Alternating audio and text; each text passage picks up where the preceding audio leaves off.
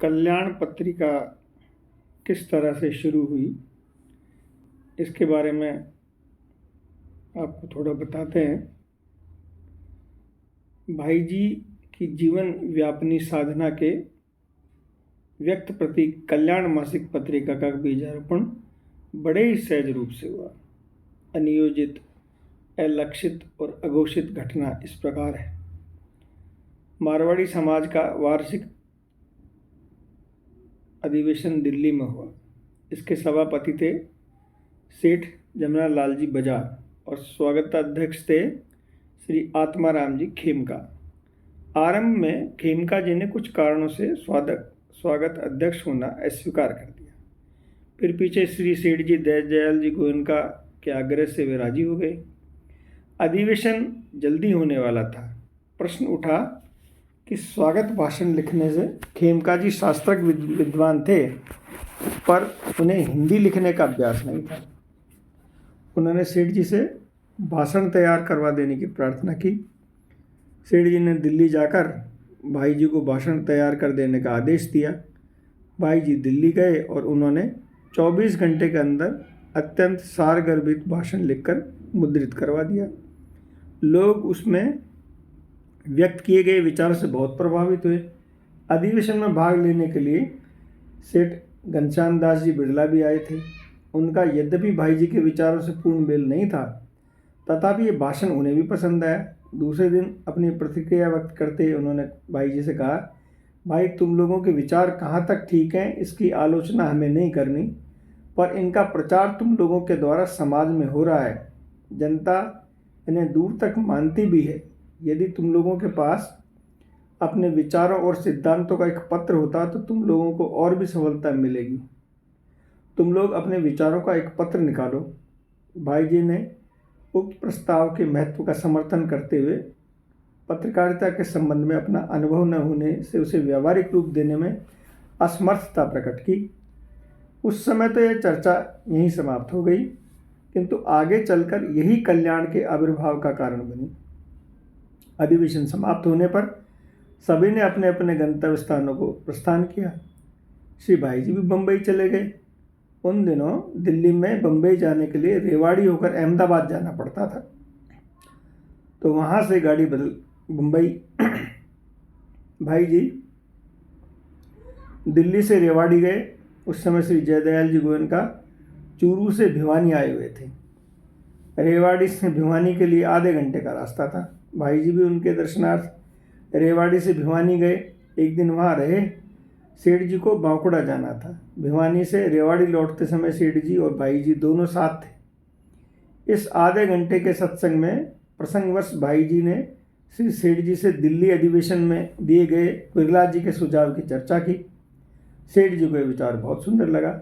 इन लोगों के साथ सेठ जी के अनुगत सेठ लच्छीराम जी मुरोदिया नामक एक सात्विक प्रकृति के सज्जन भी थे। वे बोल उठे, मंजूर मंजूर, बहुत अच्छी बात है। लच्छीराम जी को भाई जी ताऊ जी कहते थे। उनके हृदय में उनके प्रति बहुत सम्मान था। वे डिब्बे के एक कोने में भाई जी को ले गए और उन्हें बहुत समझाया और उनसे वचन ले लिया कि मैं प्रतिदिन 2 घंटे संपादन का कार्य कर लिया करूँगा। इनसे वचन लेकर सेठ जी पास आए और बोले, सेठ जी हनुमान को मंजूर है। भाई जी बीच में कहा, कैसे मंजूर है, मुझे इस काम का तनिक भी ज्ञान नहीं है। पर मुरोदिया जी ने बोला, चुप रहो, कहकर उन्हें आगे कुछ कहने से रोक दिया। और सेठ जी ने फिर कहा, इसे मंजूर है। भाई जी को चुप हो जाना पड़ा। अब नाम का प्रश्न है तो भाई जी के मुंह से निकल गया कल्याण। सेठ जी एवं लच्छीराम जी दोनों को यह नाम पसंद आ गया। ये बात चैत्र शुक्ला छठ संमत 1983 श्री रामनवमी के दिन की है।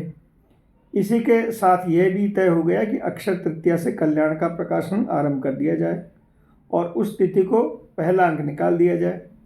इसके बाद रेवाड़ी पहुंचकर दोनों दो ओर चले गए, सेठ जी बांकुड़ा और भाई जी मुंबई। भाई जी मुंबई आकर अपने काम में लग गए। अक्षय तृतीया आई और चली गई, अंक नहीं निकला। एक दिन खेमराज श्री कृष्णदास प्रेस के मालिक श्री कृष्णदास जी भाई जी से मिलने आए। बातचीत के दौरान कल्याण निकालने की चर्चा आई।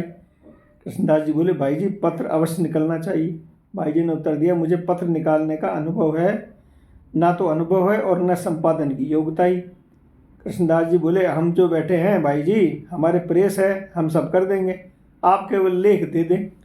भाई जी बहुत टाल मटोल की, पर वे माने नहीं। अंत में उन्होंने आवेश में आकर कहा, देखिए भाई जी, आपको भगवान ने आसाम में भूकंप से बचाया और यहाँ रेलवे इंजन से बचाया।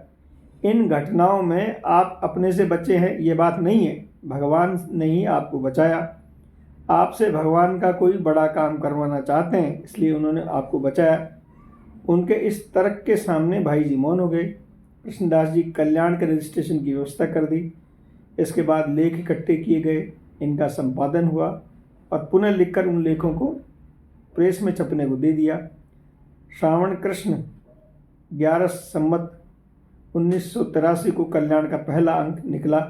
इस प्रथम अंक के प्रथम पृष्ठ पर बंदो चरणन सरोज तुम्हारे प्रतीक वाला सूरदास जी का पद था।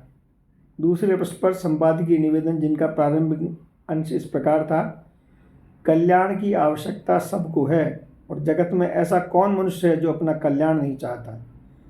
उसी आवश्यकता का अनुभव कर आज यह कल्याण भी प्रकट हो रहा है। जिसको इस कल्याण के संपादन का भार दिया गया है, वह इस बात को भली भांति जानता है कि उसमें कल्याण की संपादन की योग्यता और सामर्थ्य नहीं है। वह अभी कल्याण से दूर है, परंतु कल्याण कामी अवश्य है। इस कल्याण की किंचित सेवा से उसकी कल्याण कामना में बहुत कुछ सहायता प्राप्त हो सकती है। इसी विश्वास से वह सब आपसे अपनी अयोग्यता का अनुभव कराता हुआ भी परमात्मा की पल पल पर प्रकट होने वाली अपार अनुकंपा का और पूजनीय महापुरुषों की विशाल कृपा के भरोसे इस कार्य का भार उठा रहा है। इस अंक में सेठ जी के 2 लेख और एक पत्र तथा गांधी जी का एक लेख दिया गया। शेष पृष्ठों में नए पुराने संतों की वाणी, शास्त्रों से उद्घोषक सामग्री का संकलन था। भाई जी की अपनी रचना थी। प्रकाशक था सत्संग भवन। लोगों के अंक को बहुत पसंद किया, चारों ओर उसकी प्रशंसा होने लगी। पीछे अपने अपने लेखक उसकी ओर आकृष्ट हुए और लेख जुटने लगे। भाई जी के इस प्रयास में विद्वानों और महात्माओं के आशीर्वाद प्राप्त हुए।